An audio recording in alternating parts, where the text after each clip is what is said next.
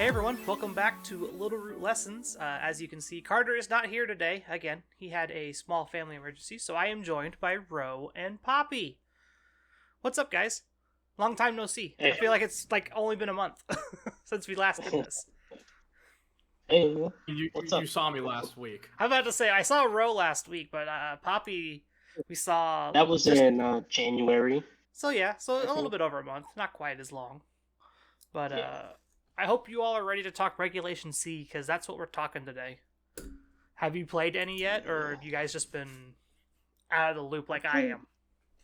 I played a slight bit a couple weeks ago, so I'm really on the Wu Shane train. Yeah, I want to make it work, so I've been trying to make teams with Wu Shane, I and feel like just that's what a lot of people are doing. it's been kind of miserable. But I know Miserable. Jess it, has been working with it. Wait, why is it miserable? It seems because good. that's the thing. It seems good. It's just there's you. Okay, so like when any new series, or as they're calling it out, regulation comes out, everything's kind of hyper offensive. Mm-hmm. So you have to kind of call when you want to bring in Shane to matchups, like attack heavy matchups. If it's like Shane Pao and Dragon Knight, which is we already knew was going to be a like really Yeah, common core. It's great, but then you have to deal with Chi Yu and Fluttermane combos, and it's just like if you don't have a way to deal with that on your team, then it's kind of hard to maneuver with. yeah. Something that Yeah, just nerfs just put physical. Ting Lu next to your Wo Qian. You're good. Boom, done. But then I wish it was that simple. you're playing more passive that way, because I did try putting on Ting and it was just it dishes out damage, but it doesn't dish out enough to justify having both out at the same time, if that makes sense. Yeah. Like Fissure. Click fissure. Yeah, click physics. The fact that that's a serious comment right now, Oh it yeah. just Yeah, shows where we're at. Like that wasn't a it, joke. it's not unironic anymore. It's gonna No, be it's not. it'll be a staple Oh yeah. more than likely. That'll be what Ting Lu do probably as we get into Regulation C for sure. It's just Yeah, unfortunate for Wochien that it's weak to both of the hyper offensive ruinous Pokemon, right? Like you right, have to Terra if you see one of those two, just so you just don't get bopped. It's right. kind of unfortunate for Wochien, where Ting Lu only has to really worry about Chen Pao, but we're like bulky enough that it kind of doesn't matter. Wochien just gets eaten alive most of the time. Yeah, Right. I agree. Uh, Also, to answer your question, I have not really played any Regulation C. I've been in the midst. Last year was a goal of mine to ladder the Master Ball every single month, and I did that a whopping 0 times. So this year, I'm actually taking it seriously, and I told myself I was not going to I was not going to even touch Regulation C until I hit Master Ball on cart. I finally did that. I want to say it was like Wednesday or Thursday night. But it's just with the weekend and everything, I haven't been able to really look at stuff. The only work I've done in Regulation C is helping out Chris with his team that he plans on bringing to the Invitational. ah, I know we moved the Invitational back to April 8th. Fort Wayne technically is Regulation C, if I remember correctly, which that's It super is. exciting. I love release weekends, seeing all the cool teams because when no one has the meta figured out, all the cool stuff can come out still.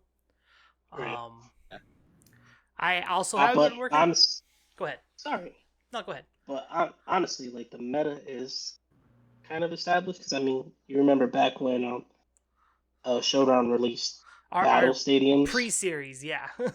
Yeah, Series Zero. pre-series. So it's like we kind of know what might be coming, like Shane Pao and Dragon Knight, and then Fluttermane and Shiyu Yeah, are the the combinations we saw a lot. So that might be kind of indicative, but I'm going off on just what might be. yeah. Yeah. I also think another interesting thing is just like from that point to this point, there were certain Pokemon that we now know are really, really strong. Mouse hold, Goldengo, even like the Woxian that we were just talking about. Woxian was viewed in Series Zero as a D tier Pokemon, and now it's, I'd say, more so in an A tier. So I think that's the other thing. And there were other Pokemon like Azure Tinglu wasn't really a thing. There's adaptions there. Glamora was not even viewed as a serious Pokemon, and right now, at least, we're even seeing it in Series 2 with the Glamora Dondozo teams that can use Glamora's poison to stall out games and steal wins, or make it easier for Dondozo to pick up more KOs. Those poison stall teams are now being transferred. Maybe it's not Dondozo with Glamora, like King Lu Oxian and that support mouse hold, where you're just completely negating any damage your opponent does and just piling on massive amounts of poison damage and just winning that war of attrition. Yeah. I think that'll be the other interesting thing when we do get to Fort Wayne. I still think Chien Pao Dragonite is probably going to win Fort Wayne just because of how strong it is.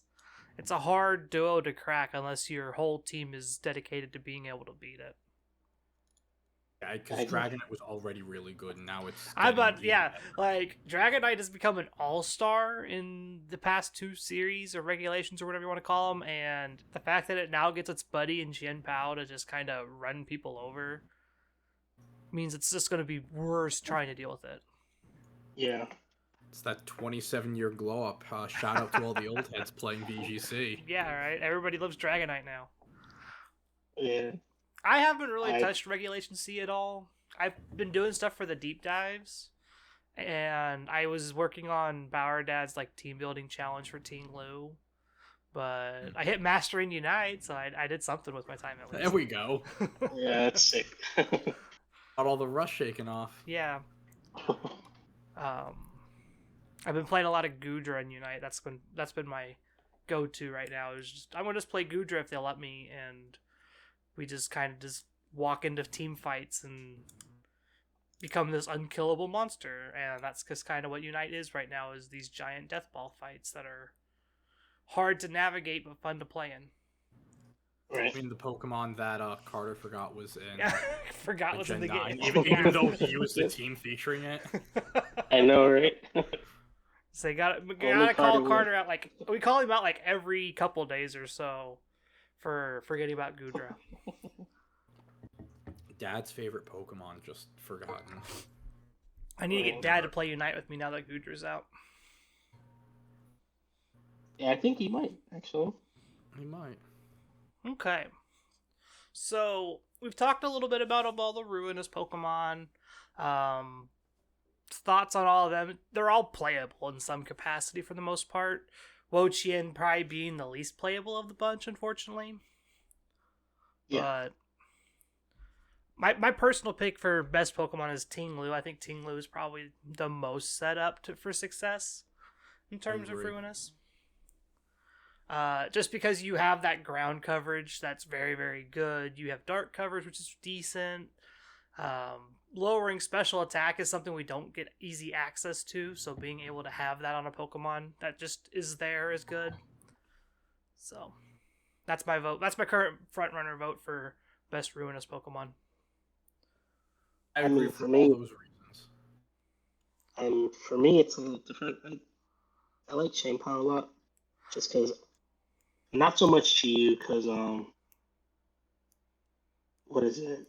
Fluttermane is great. I love Fluttermane. I've used it on a lot of my Series 2 teams, and mainly on I used it in Knoxville. It's a great Pokemon. It's just a lot of things like Snarl and just nerfing your own special defense. That's the only thing that Fluttermane's got in spades. Mm-hmm. Just speed, special defense, special attack. Kind of feels bad because then you kind of comes down to a speed tie on the mirror. Yeah. And with Chien Pao, at least it has a plethora of like bulkier attackers to like mess around with, like Dragon Knight, Great Tusk. It's not super bulky, but it's Elephant. good enough.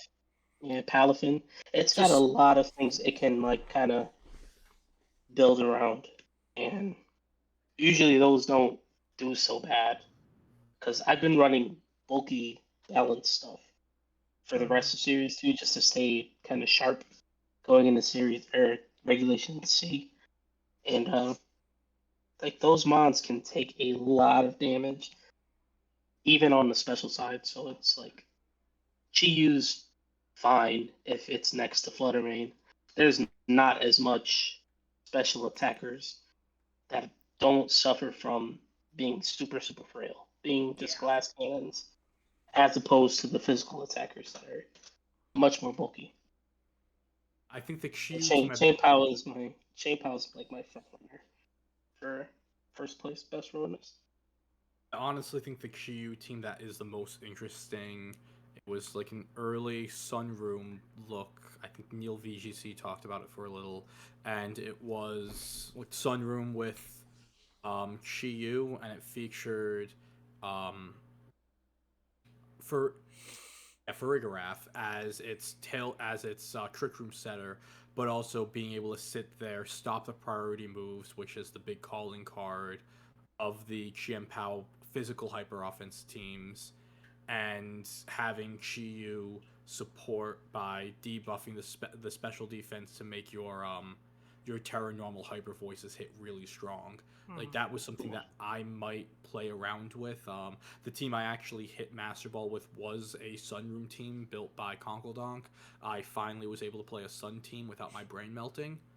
Um, as I mean, punny as it is, no. Usually, when I slapped a Torkoal on my team, I forgot what a Pokemon was, and so for me to be able to go and take like a pretty decent Sunroom team and pilot it to win enough games to get to Master Ball, was a growth moment for me.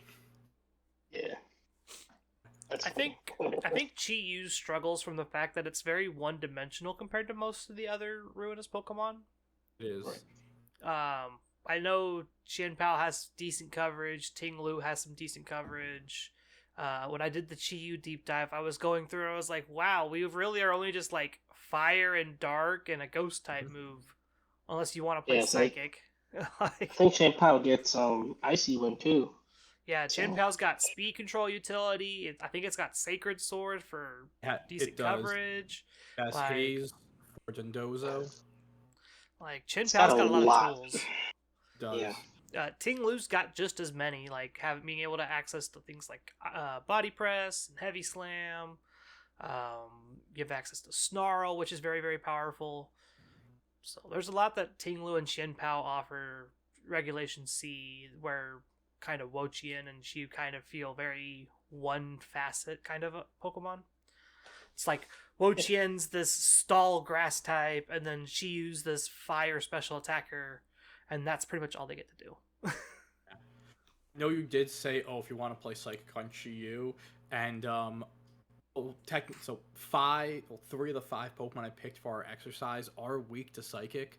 So if my predictions are like leaning right, or predictions of people I speak with, then actually Psychic might be a decent call for Chi-Yu. I don't think Psychic's ever the right call for any Pokemon, unless you are a Psychic type to start with.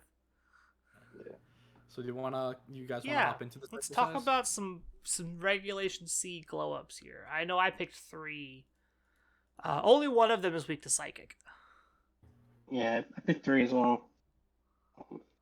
I was initially picked 3. I then asked back and I said, Give me more. I was like, right. Well, so the first one they told me was Palafin, and which is true. I think Palafin actually will be even better in Regulation C than Series 2. But Palafin already won like 3 majors. What's Palafin's been good since Win a the ton start more. of the game.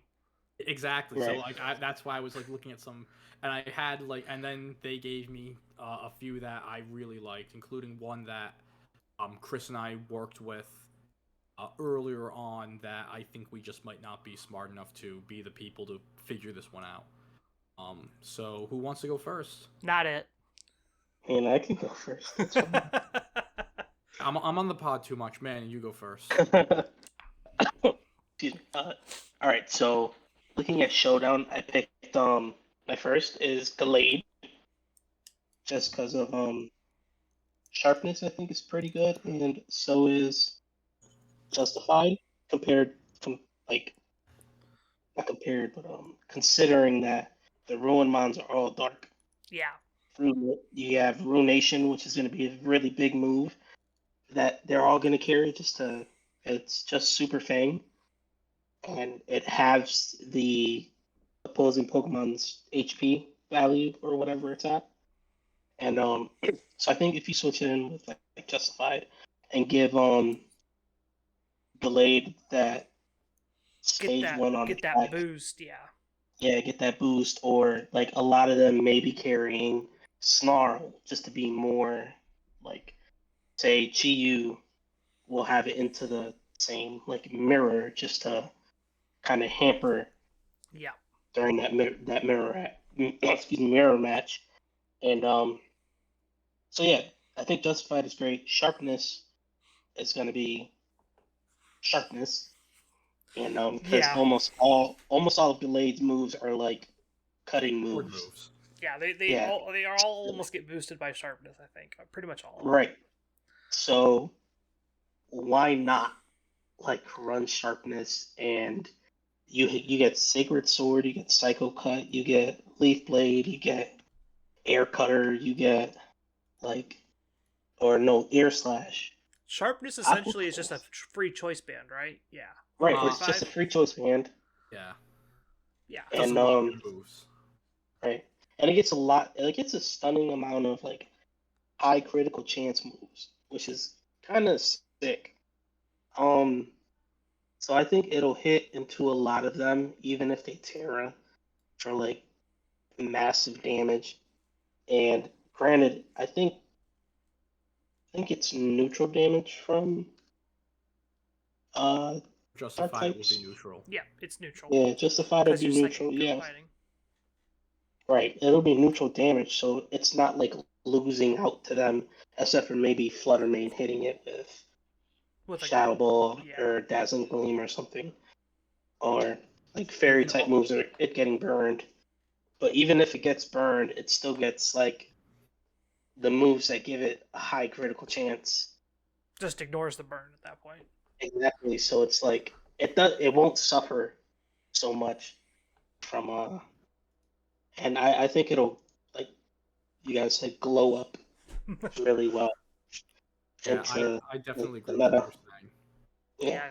And do you want to just do one Pokemon each and then move on, or do You can you do that. want me to explain all three? We can do one and keep going around. Alrighty. So that's my first, and hopefully I'm right. I personally really like Gallade. I do as well, just going by sharpness. The local I played at last weekend, my first round opponent did have a sharpness Gallade, and it's one of those Pokemon where it's like, oh, how hard can it really hit? And then my multi-scale Dragonite is just getting bopped, and I'm like, oh no. Yeah. Right. Like I said, it's essentially a choice band. It is. Right. It was hitting, I can't remember what item my opponent had. I think he didn't have scope lens. But he did have 2 or 3 moves that had that critical hit rate where if he did throw like a scope lens on there, it would have been just absolutely awful to deal with. And Gallade's got sick utility too, with its own Will-O-Wisp and Wide Guard and things like that. Trick Room. So Gallade definitely could be one of those Pokemon that just kind of sneaks into this format, just being able to hit all the ruinous Pokemon for super effective damage. Poor Wo Chien's favorite Terra type is Poison right now, and still isn't safe in front of Gallade. Right. And so it'll be interesting to see Gallade's positioning into the next format, especially since it has access to that Wide Guard, which I think will become more prevalent as we get on into that regulation. Yeah. Rho, what's your first Pokemon? You got 5 of these suckers, so... I was going to say, we don't have to go through all 5. I just had them just in case we had overlaps. My first Pokemon is a Pokemon that is, like, used decently, but sort of fell off a little in Series 2, and that is Annihilate.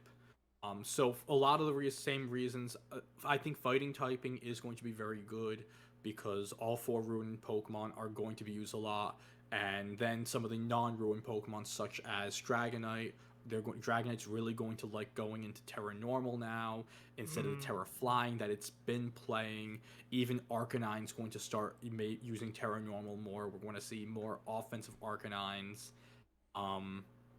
Used with that Terra Normal extreme speed. So having Defiant with a fighting typing is huge. Annihilate is a Pokemon that is really good at playing these slow games. I know earlier on we were talking about how the format's going to develop. I think that at least at the start, the 2 more interesting Pokemon to build teams around are the defensively minded Ruins, Tinglu and Wuxian. I think that Chiyu is a very one-dimensional Pokemon, and in the grand scheme of things, Shenpao hyper offense is really just that like physical hyper offense. Maybe you can go a more balanced route.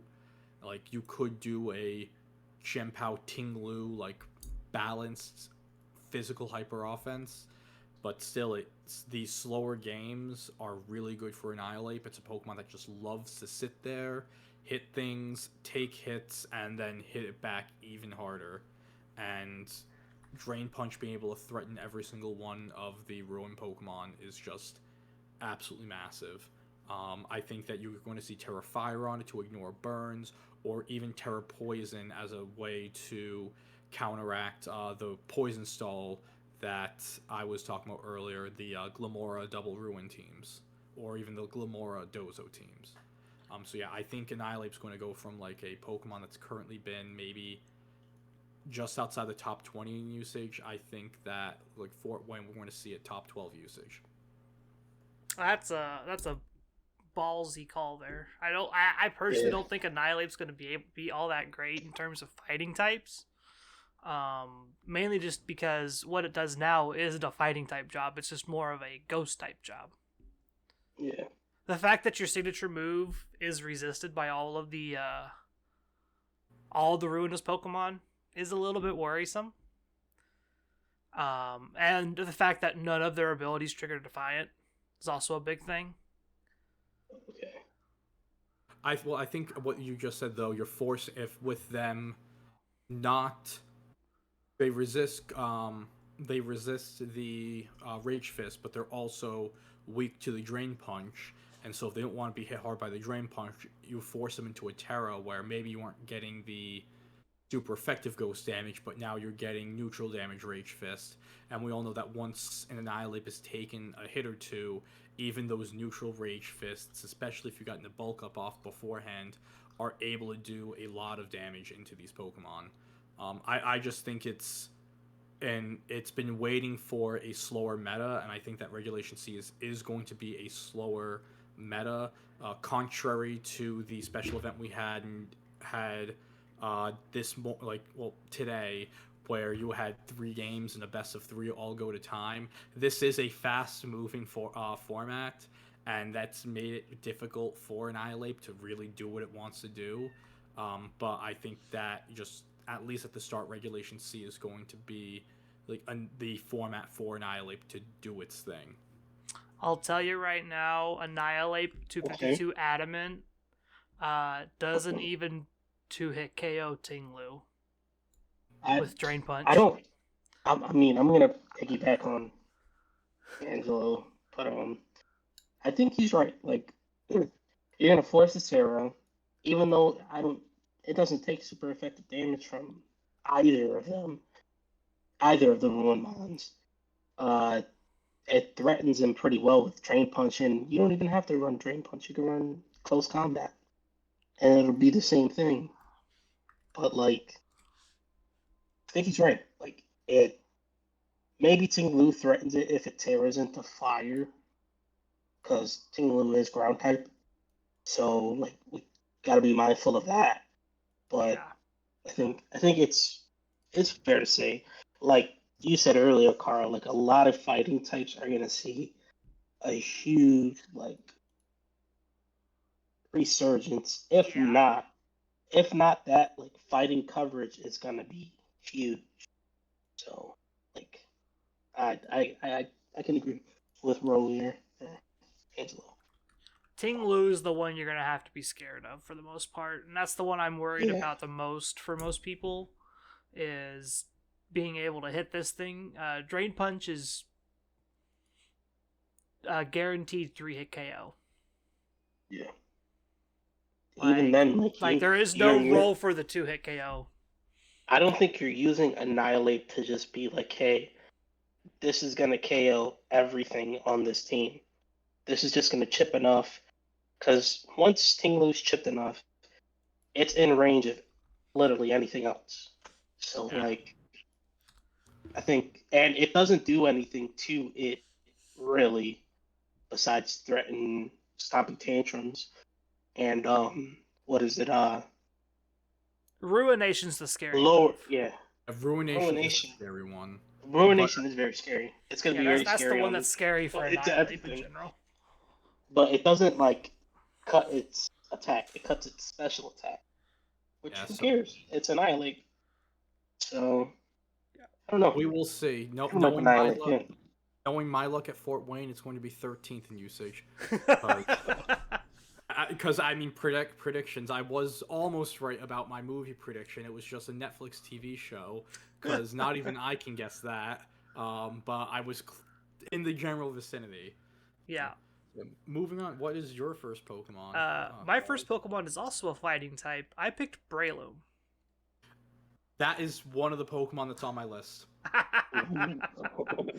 So See, this is why I got enough together. The immediate That's good. thought is Technician Mach Punch. Because they are all dark type, it forces a Tera, or they're going to take a significant amount of damage from Breloom. That, and we still have access to Spore. We're still we're a fairly fast sleep Pokemon. With base 70. 252 Jolly gets you at 134. So That's fairly fast. Yeah. Yeah, you're. It is. I'm just going through. I mean, comparing it to. Oh, you're slow. I sometimes I forget how fast Annihilate is with base 90, which is just nuts. Yeah. But yeah, no, base 70. It is a fast enough speed tier for that speed investment, and yeah, you are the fastest. Well, you're practically the fastest Sporer. Toadscruel. I'm about to say Toadscruel beats everybody. But Toadscruel's ability makes it go last. I do think Breloom's going to be good. You can play Technician, you can play Toxic Heal, or Poison Heal, whatever it is. Yeah, Poison Heal. Like, either of those abilities are probably fine. Breloom was also one of my favorite Pokemon in the BDSP format. Being able to kind of just sit there and be very, very annoying. We saw a lot of Loaded Dice, Bullet Seed, Brute Bonnet. That could be something we see here, because we do have access to Technician with that Bullet Seed, with that Loaded Dice. If you can guarantee that you're going to live a couple of hits, you might be able to pick up some significant KOs with those Bullet Seed boosts. Yeah. Oh, I like that. Also, our coverage is insane, because we are a grass and a fighting type. We have all the elemental punches that we could ever want.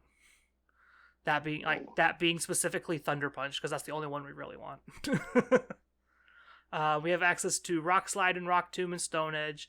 We have access to Poison Jab. We have access to Low Kick and Mach Punch, Gunk Shot, Seed Bomb, Close Combat, Bulldoze, Aerial Ace.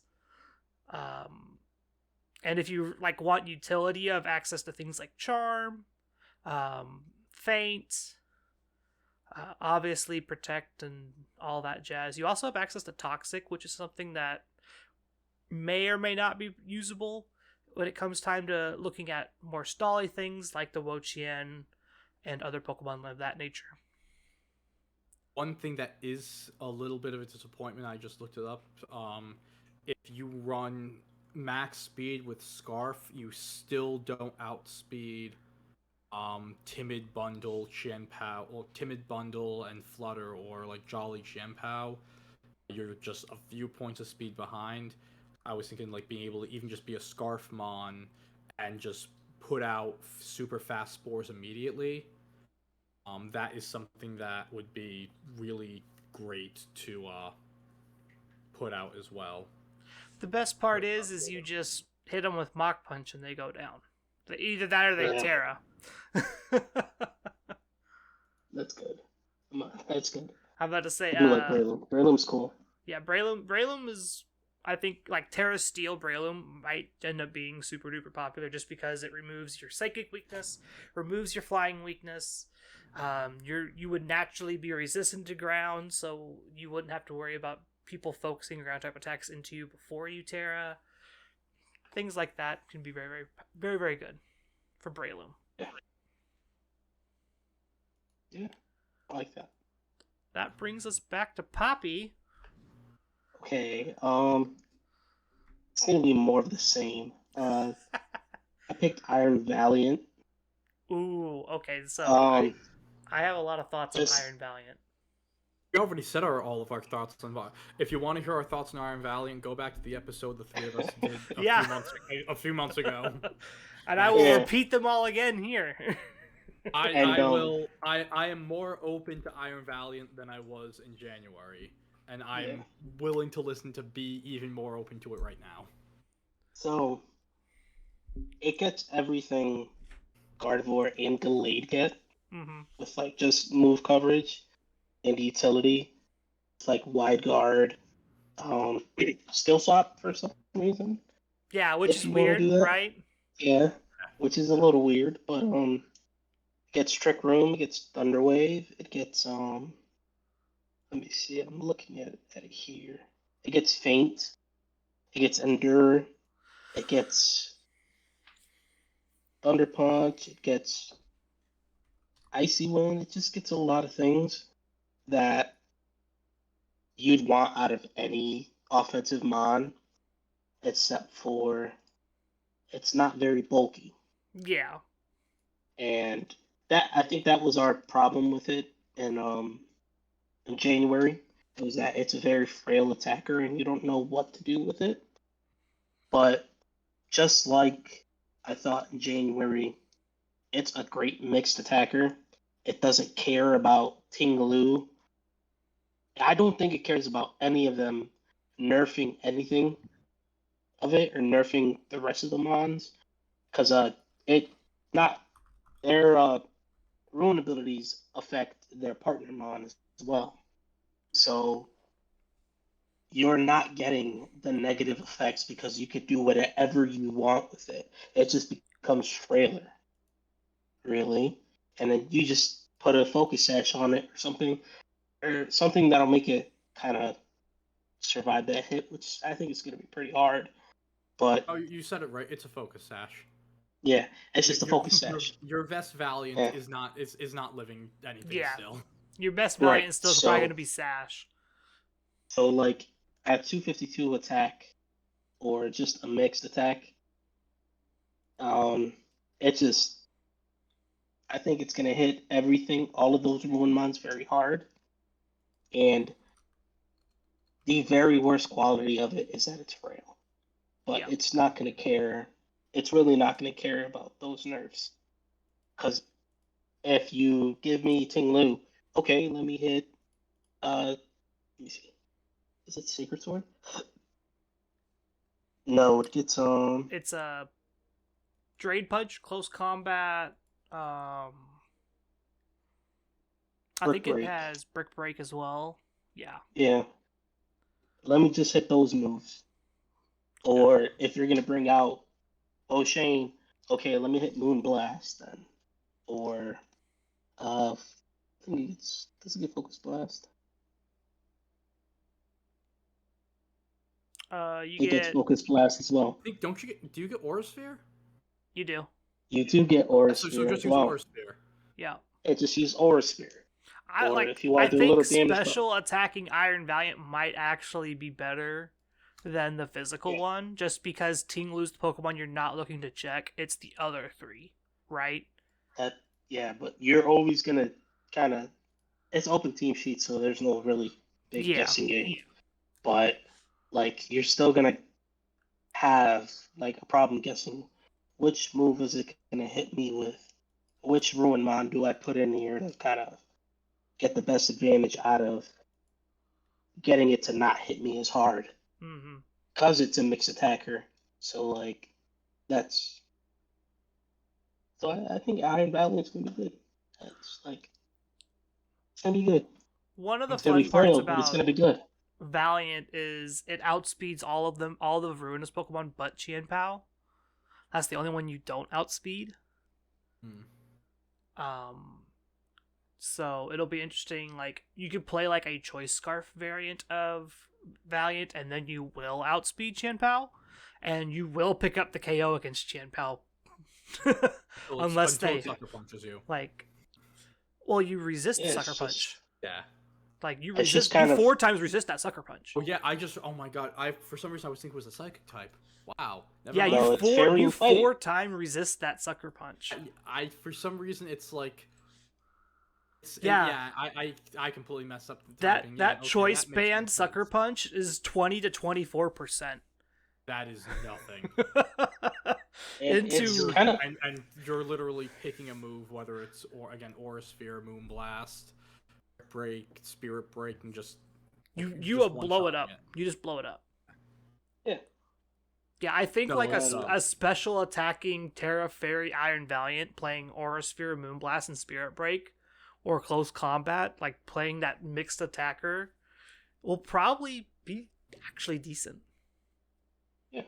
Again, I'm way more open to it than I was before. I don't think I'll ever use it, but I can see. I know that it got some play in a few of the regionals recently, and I was able to watch better players than not myself pilot this Pokemon, and so I was picking up what they were putting down.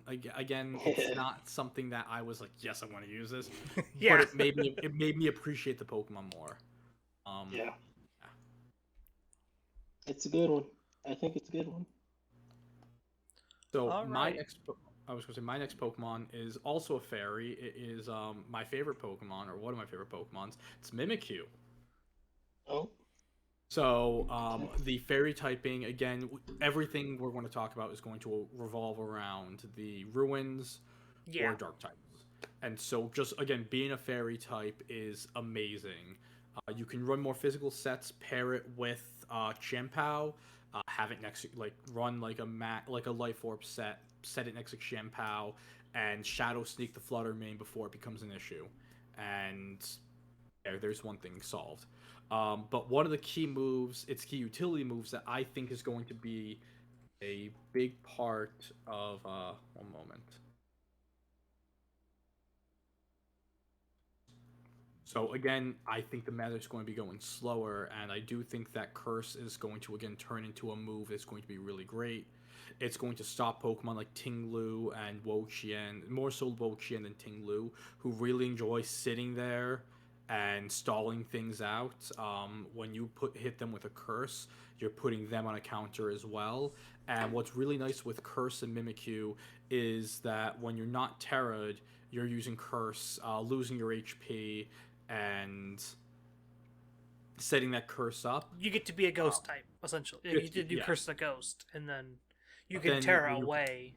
Yeah, you can Terra away and use it. Like, let's just say your Curse Trick Room, Play Rough, and a Shadow Sneak. And all of a sudden, your Curse now turns into, if you Terra Fairy, or really Terra to anything that's not Ghost, your Curse turns into a move that is a boosting move to make you not only bulkier and hitting harder, but for your Trick Room, once you're in Trick Room, you're faster.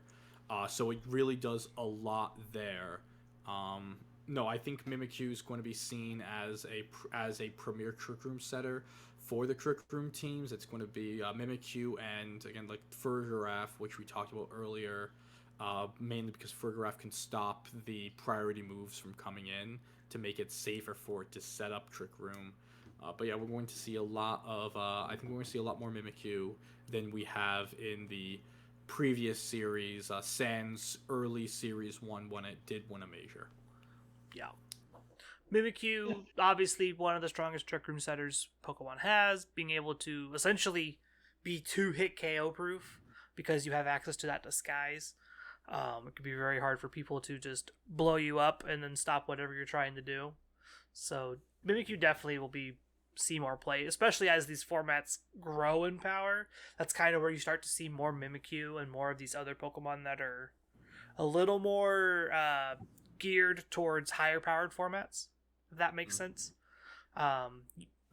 The lower powered formats, you see a lot more exploration, a lot more innovation and things like that. And as we get into these higher powered formats, things like Mimikyu start to come back to the top because they're just really strong Pokemon. Yeah. My next Pokemon is also a fairy type. Look at that. I picked a Azumarill. I also had this Pokemon on my list, so crossing you off. That's a good one. This is why I needed to get 5-6 Pokemon, because you copied off me. Sure. Azumarill, obviously, Water Fairy means it has a decent matchup into all of the Ruinous Pokemon in some shape or fashion. Chi-Yu, obviously, being that Fire Dark means it's not weak to Fairy, but then it has to worry about all the Water type attacks going into you. Huge powers, very good ability. You have access to priority Aqua Jet, so you can kind of hit things before they hit you, or you can play like a Belly Drum redirection set with like Volcarona or other some Follow Me Rage Powder thing. Even the support Mouse Hold and do all that stuff there. I like a lot of what Azumarill has to offer.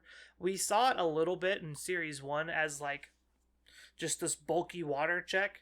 And I think we're going to probably see it do something similar into this format, especially being able to force Ting Lu away from maybe just like a strict ground Terra type with its water type coverage, which that'll be interesting to see. But other than that, there's not a whole lot to explain about Azumarill. It's huge power. It's a huge power stick.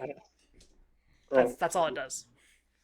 I think with Azumarill, it's going to be another great water type partner for Gen-Pao if you don't want to use Palafin on your team. It does slightly different things, has the fairy coverage. One thing that you didn't mention that I think is going to play in for Reg C is it does get access to Perish Song.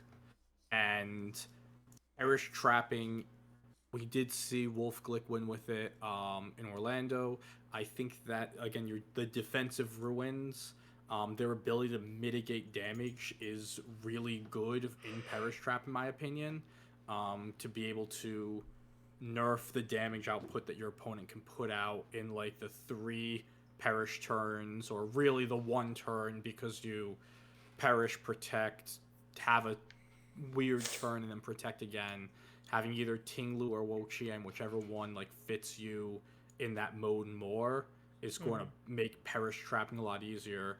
So like I could see like I think Neil brought up like a Flutter Goth Ting Lu Wo-Chien, and I could see Azumarill being like the 5th Pokemon, having huge power to like really like put out some damage, but also being the secondary Perish setter. I could see that being like another role it could have in the format that it didn't have in Series 1 or 2. Fun fact, Terra Fairy Player Up deals 77 to 91% to max HP for Defense Ting Lu. That is so much damage. Oh, I know, like, that is a ton. For something that has base 50 attack that needs huge power to do that, the fact that you can just put it in range to pick up a KO on it pretty easily with this Pokemon is it gets the nod, for sure. Yeah, I agree. Alright.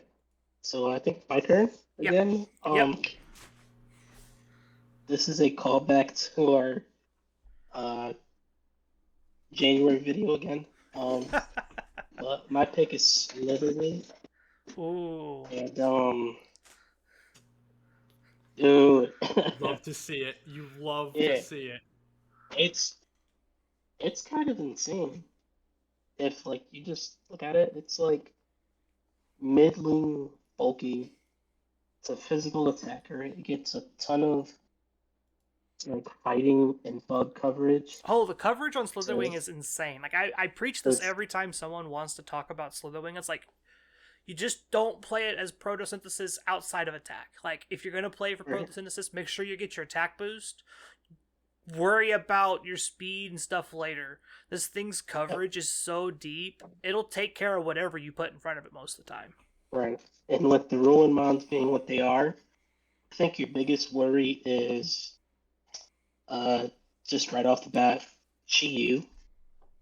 But it Have first impression. yeah, first impression, it's I'm just interested in it's this. it's too good. I think it's too good. You could just Terra Fire it, Terra Water it, Terra whatever it, and it's gonna be good. It's just gonna be very good. So I know you're Like, saying Terra whatever. When I was doing my ladder run this past month, I will say this was probably the toughest like Ultra Ball run I ever had. It took me like 25 games or so to get from Ultra Ball to Master Ball, and that usually does not happen. I was in a bit of a funk. I did face a Slitherwing team, and so I go up and lead against the Slitherwing. I'm like, okay, this doesn't look that scary. I should be able to handle it with my team. And I forgot what team I was using then. Regardless of what it did, it was like Slitherwing Fluttermane lead against whatever I had, and my opponent protected the Fluttermane. And I'm like, okay.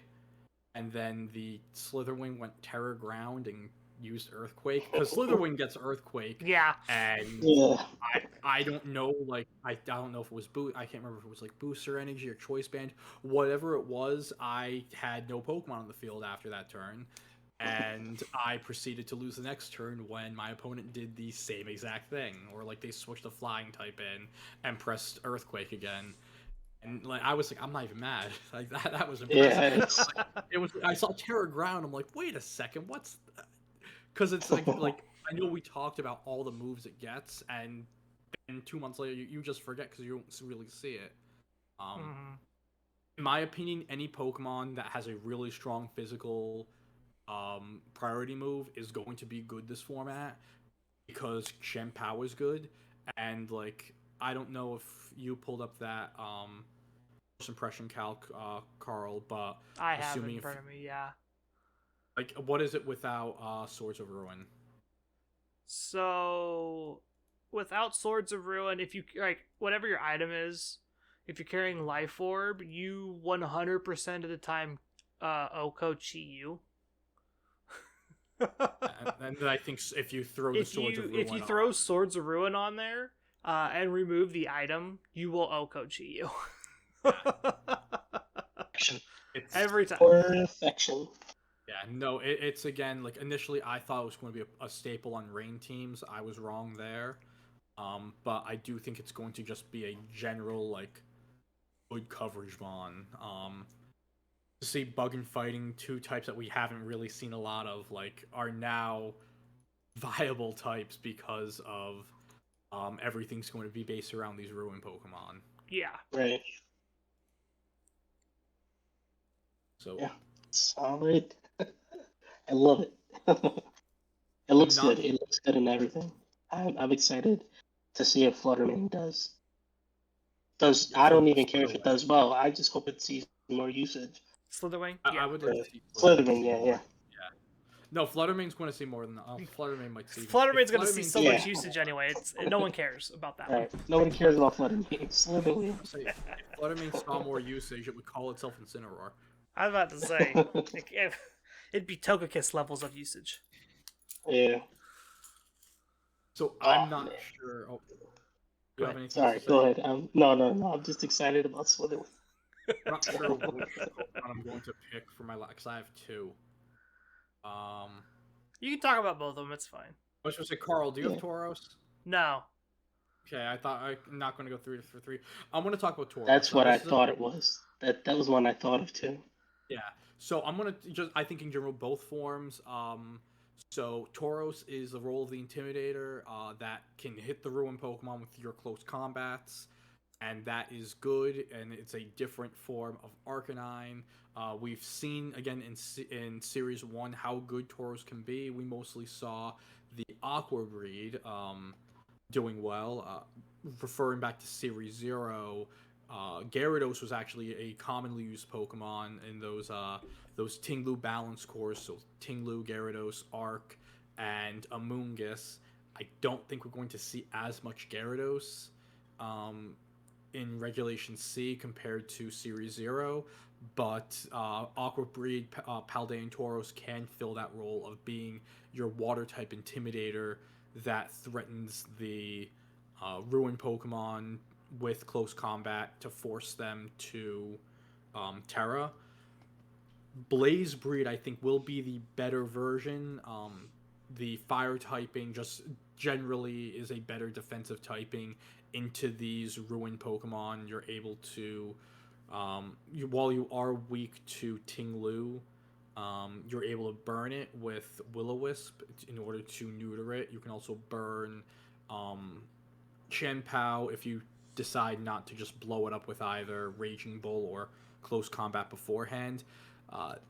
Initially, again, Chris and I looked at this Pokemon, specifically Blaze Breed, as the Arcanine replacement. One of the big differences on why you would go with Arcanine over Blaze Breed Tauros is the special defense. 80 points compared to 70. So Arcanine having 80, Blaze Breed having 70, along with Arcanine having 15 more points of HP than Tauros. And that special bulk does matter because of the fact that even though your Fire type and Moonblast is only going to be neutral into you from a Flutter Mane, it's still going to hurt a lot more than your Arcanine taking it. And then Arcanine, of course, having extreme speed compared, you're going with getting extreme speed and Snarl compared to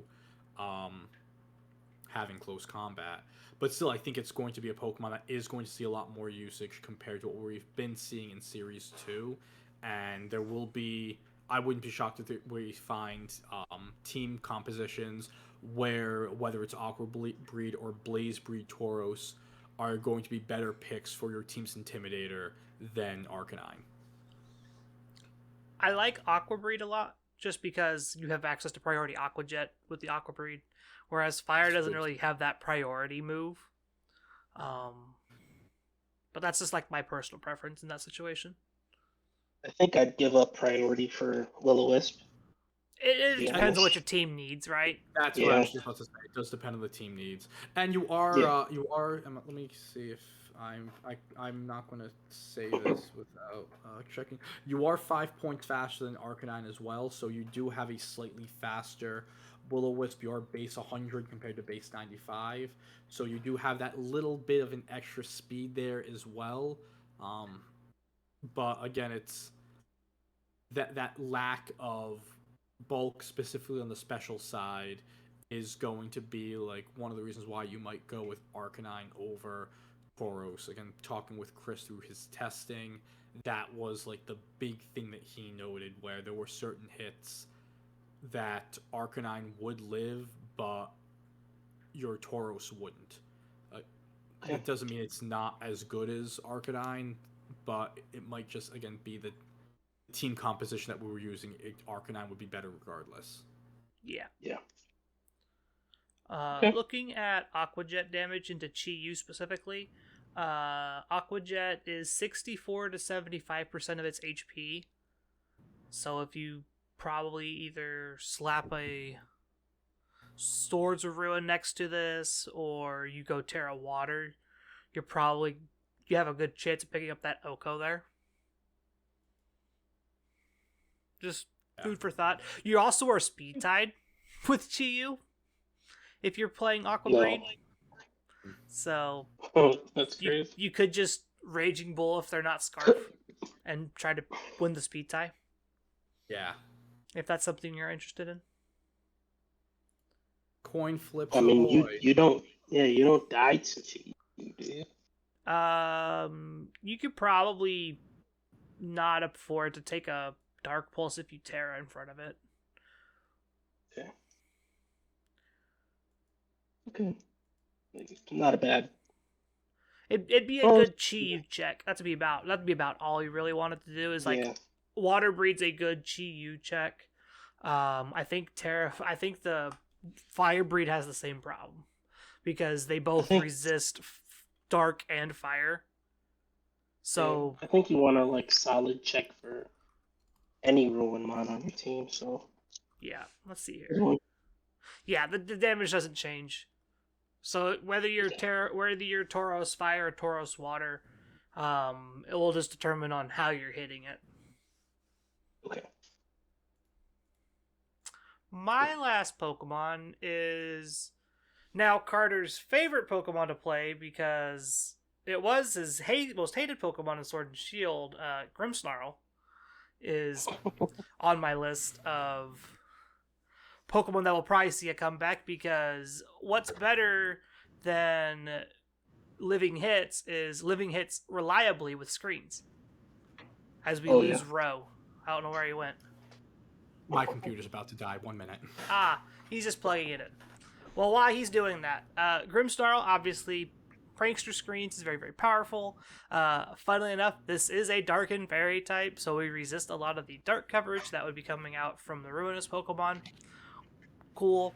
But like I said, the main role you're wanting this thing to be doing is reducing the amount of damage that you're going to be taking from these hyper-offensive Ruinous Pokemon in the form of Chien-Pao and Chi-Yu. With Light Screen and Reflect, respectively, means that outside of Extreme Speed Dragonite, you don't have to really worry about too terribly much.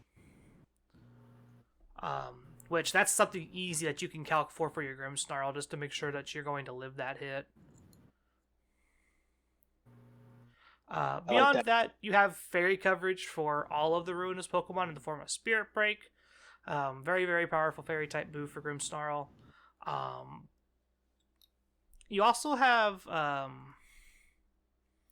Fake Out, which can be good depending on the format. Funnily enough, I don't know why all the Pokemon get access to Chilling Water, but they do. Grimmsnarl has access to Chilling Water. I was going to say, it's like, well, they gave Scald to everything last generation, and this Chilling Water is like the price right version of it. But yeah, I don't understand. It's a little weird. So this means that you have access to 2 moves that can lower an offensive stat, whether it be Chilling Water or Spirit Break, depending on what you need at the time, because you're not going to want to be clicking Thunder Wave into all these Ruinous Pokemon. Okay. Also, Parting Shot. Hear me out. Okay. Prankster's like Parting Shot Prankster in a Ruin format, because of the dark types. Mm-hmm. So it's whatever. But hear me out. It gets bulk up. Okay. Yep, you could do bulk up. Bulk up. You could do these really cool niche like sets of like bulk up or nasty plot, but it has like a 120 base attack, which is insane for what's regarded as Pokemon. What's regarded as a support Pokemon. People don't, and that was like something from like even like Gen 8 where it's definitely like, oh, the Grimmsnarl's out, it's not doing that much damage. No, even if it has like just a little investment, I think it was the Grim I ran in Secaucus, like I put like a little bit of extra. I only put like 36 points of attack into it, but I was able to like Sucker Punch a Kyogre, and it would hit so hard where the Sucker Punch Kyogre could not return a KO with me without screens being up. So like no screens, its Water Spout couldn't knock me out if I Sucker Punched it. I was doing like 40%, and like that's a lot of damage. It's not like Kyogre, that's a bulky Pokemon, and that was with minimal attack investment. Like what Manny was just saying, if you have it bulk up, Sucker Punch and Spirit Break can break through a lot of Pokemon. And that's just like a very niche kind of thing. Like nobody in their right mind is going to be that unhinged to run bulk up. You say that, But, I'm building like- the set right now. It's But our if next you, deep like- dive, Unhinged. if you run it bulk up, and just one is enough, because 120 base attack is crazy, and like a spirit break into uh the I keep forgetting what they're called, ruin mons. It's just gonna be insane, The and anti-tapu.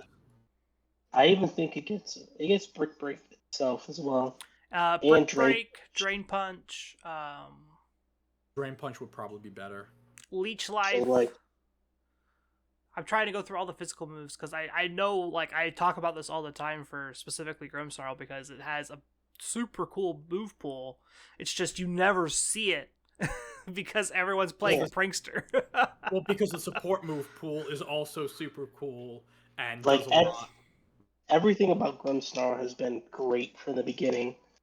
So like, just doing these really out of whack or out of left field kind of sets Mm-hmm. would be really really cool to see. And it's like I'm upset I didn't think of it, but it's like it is the main. It's gonna be the main check for Ruin Months this entire series, Fun no fact: matter what. we also set it get runs. Low Sweep. Ooh, That's interesting. yuck! It's gonna be insane. Grimmsnarl will be crazy. I do think though, like what we're talking about with the bulk up, this would definitely be more so a closed team sheet Grim. Yeah, I think with the open team sheets, and that's that gonna isn't to be say, yeah. and I will also go and say this, that is not to say that closed team sheets and open team sheets stop creativity. I think we've honestly seen like throughout this circuit so far quite the opposite. Like we did see Iron Valiant do super well We in the get Low regional. Kick. We've seen Yeah. Klefki's like day 2 final OCIC. Who was it David Kotesh who had that belly bolt team that made like top 16 somewhere? Mm-hmm. I saw a Tinkaton made top 32 at an event last week. Like there's been so many super unique Pokemon go and make like day 2s and BUs. Heck, there was at Knoxville there was that Obama Snow Camera Up team that like bubbled out of day 2, I think, or like just made day 2. Like Obama Snow Camera Up. I think there's gonna be somebody out there who's got a bigger brain than the three of us combined, who's gonna make something really crazy work. And I know there's one guy. I only know him by his screen name, Chef. Mm-hmm. And I know Cortex makes these really wild things Tex does. Well, I was work. saying David Kutesh, Hamster Mania. Yeah, like these guys who make these really crazy things work will find something wild. And I Yeah. really think, I honestly now, like, I'm excited for like Grimmsnarl.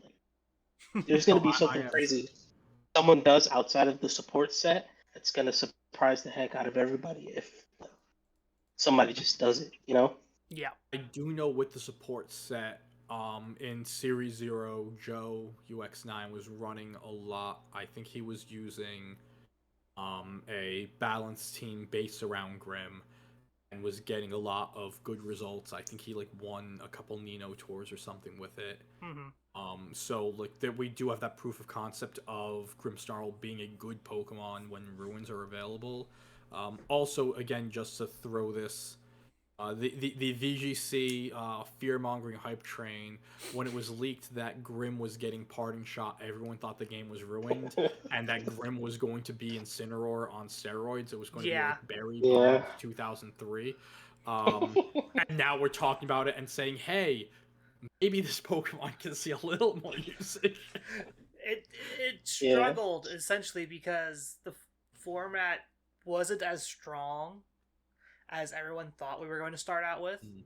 And now that we're reaching that point, Grimmsnarl is definitely going to see a whole lot more play. I do think one of the differences between Series 0 and now, again, is Goldengo. People didn't know Goldango was as good as it is. When they were it really wasn't until like the first, or I think it was like the second, like limit. I think it was like a big limitless tour or something where we really got to see Goldango pop off, and Goldango is really the threat that's keeping Grimmsnarl down because of its steel type weakness. You're being forced to Terra in order to not immediately die to Goldango. So that could be the one nail and like little like thing that's going to stop it from really taking off. I think that's why we've honestly seen Klefki, another Pokemon that we never saw. What we haven't seen since probably like Gen 6. Take off because it resists, or at least is neutral It's into neutral to steel. Make It Rain, and so you get it that my way. other hot take for Regulation C: Goldango's going to be useless. That is hot. That is I will tell you for free, the fact that you're like Make It Rain's not that going to be that great into Ting-Lu, or you can't really outspeed Chi-Yu, and you're kind of just like staring down Chien Pao, just going to get bopped by whatever the Dragonite's carrying.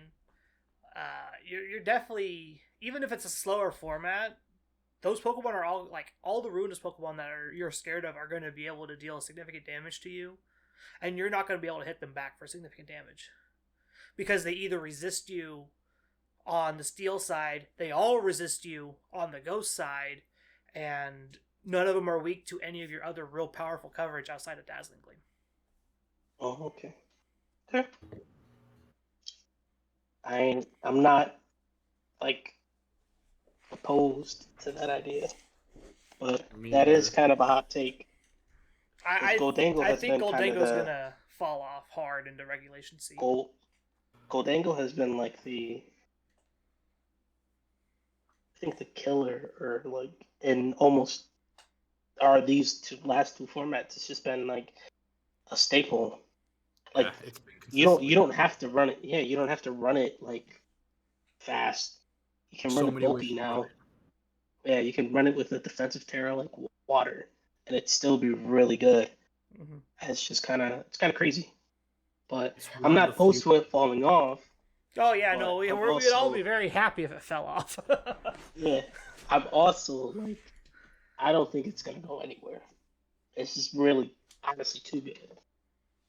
It's like Fluttermane, like it's just too good, no matter where it's at or what team it's on.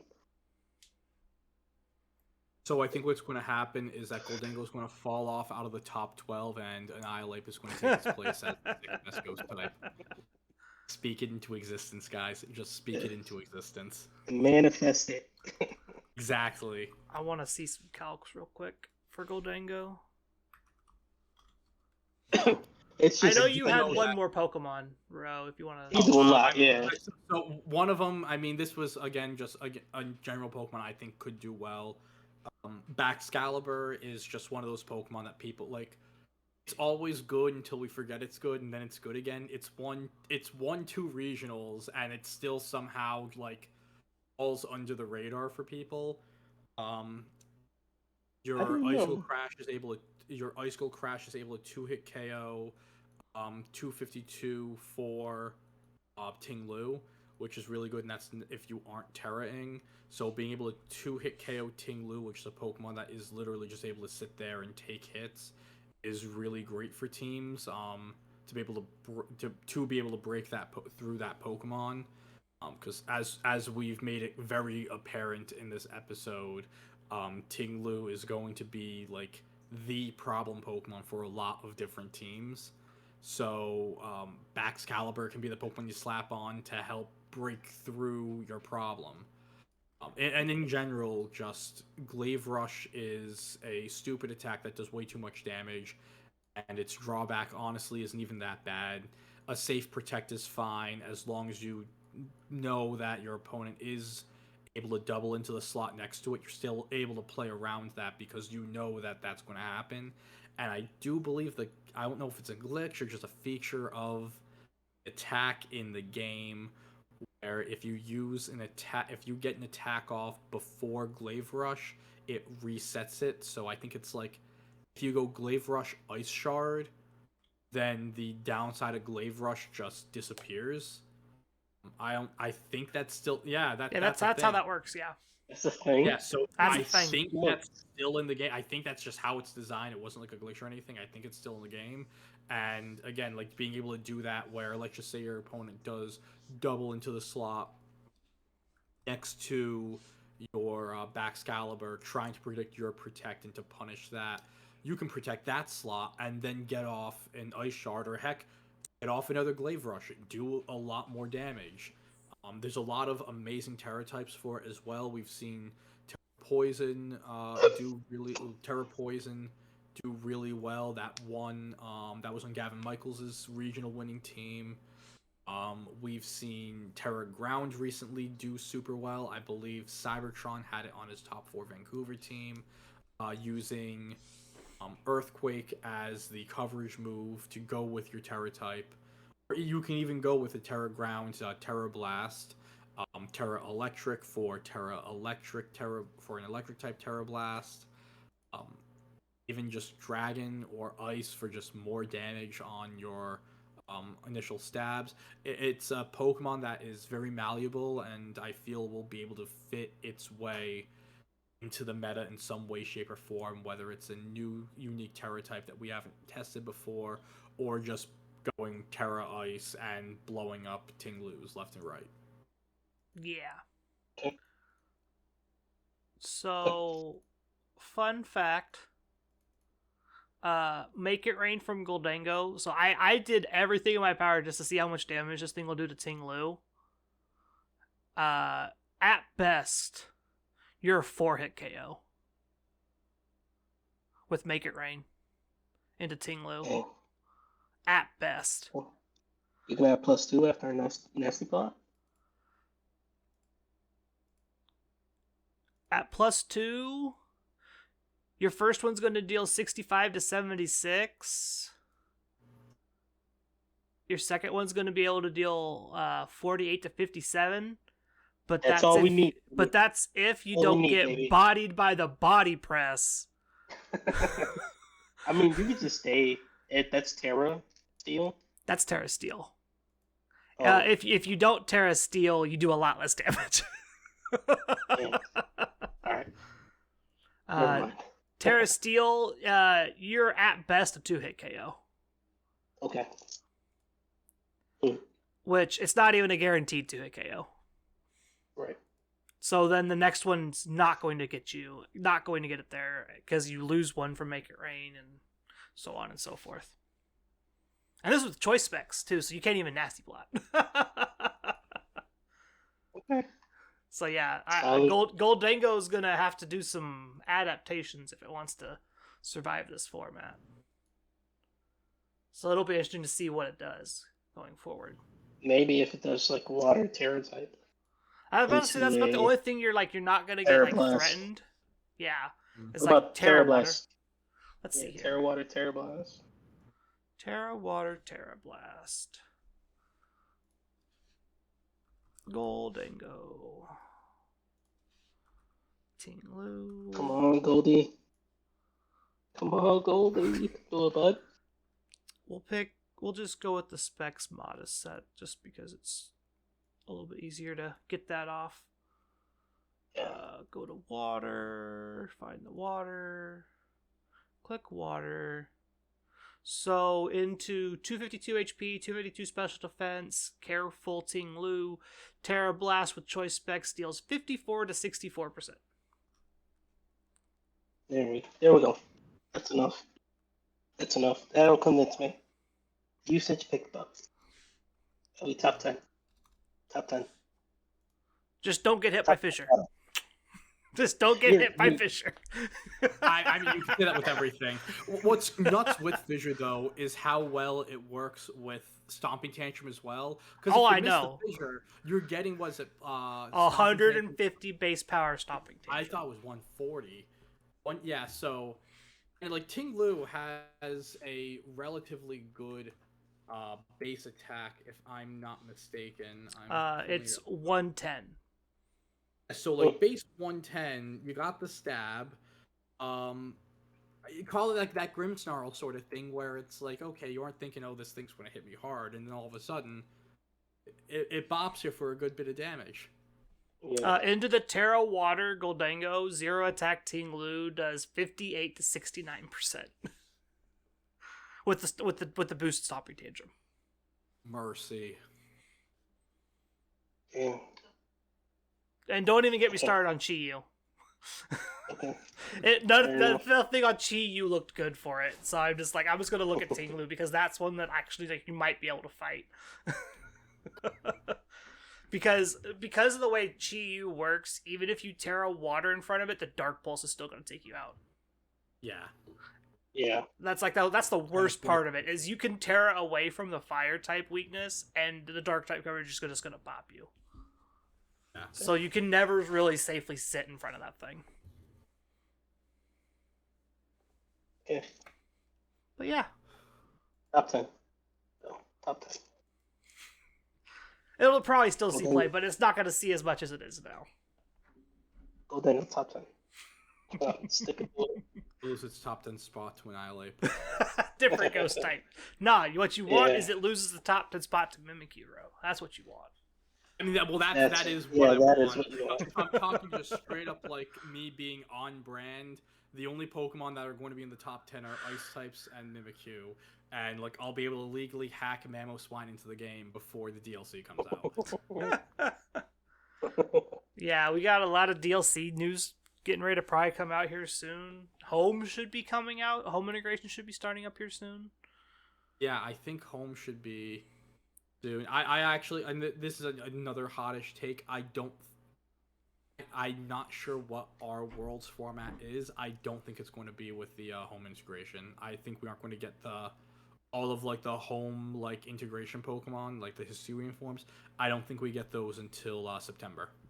Doesn't this format run until like June? Yeah. So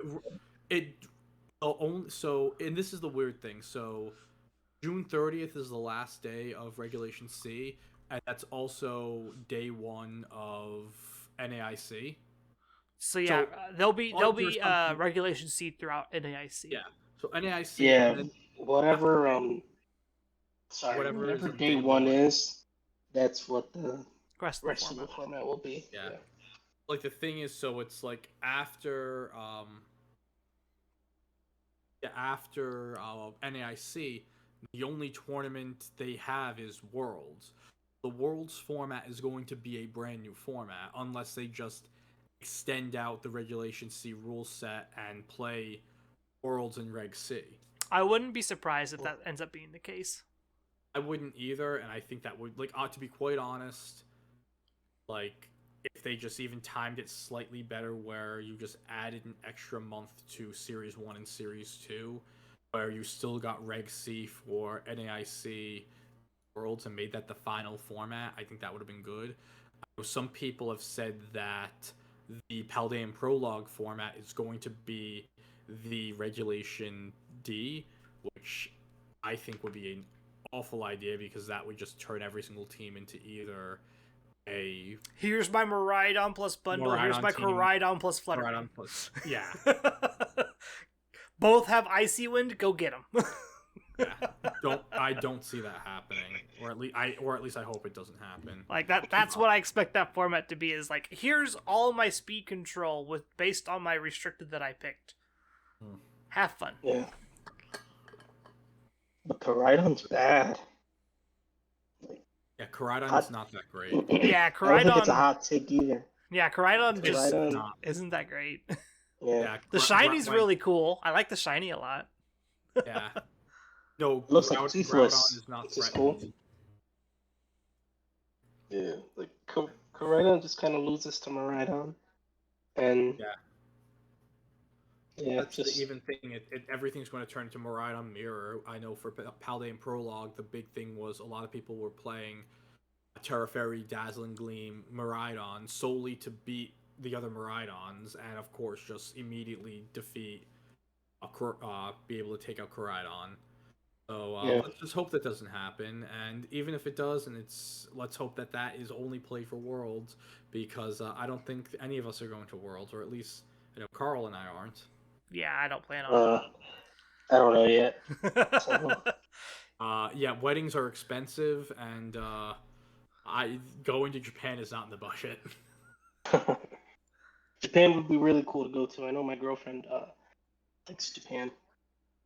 I would say Yeah, if you she's- could afford to go, it'd be a cool experience for sure. She's mentioned it a few times to go in there anyway. Because Pokemon Center would be cool to see.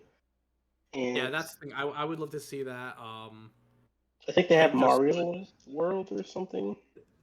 Mario World opened up domestically. It's in California. Mm-hmm. Ooh. I'm about Oh, to say, yeah. Poppy's making a Ooh, trip to building in California.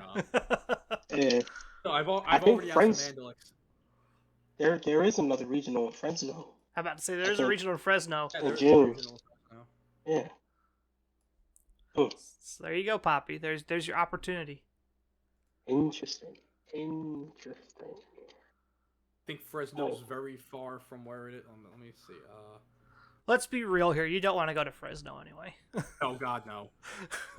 Anyone who lives in Fresno who listens to the podcast, we're not sorry, but we're sorry for you. I'm about to say, yeah, we're sorry for you. I Okay. don't know.